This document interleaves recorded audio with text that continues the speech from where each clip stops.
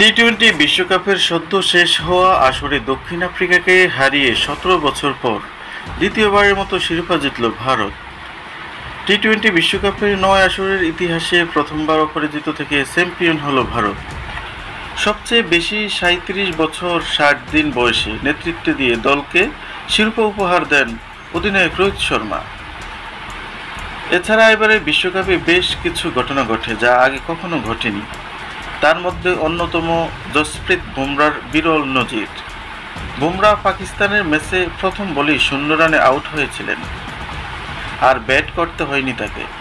T twenty বিশ্বকাপে এটা record. তবে ওয়ানডে বিশ্বকাপে এমন নজির রয়েছে।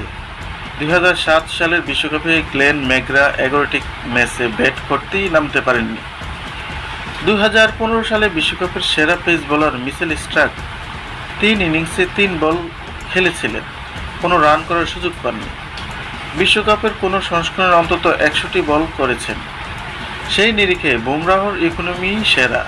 এবারে টি-টোয়েন্টি বিশ্বকাপে বুমরাহর ইকোনমি হচ্ছে ৪.১৭।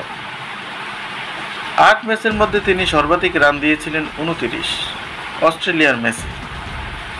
বুমরা ২৯.৪ ওভার হাত ঘুরিয়ে ১৫টি উইকেট নিয়েছেন। ইনিংসে ৩ উইকেট ২ বার, ২টি করে উইকেট নিয়েছিলেন ৪টি ম্যাচে।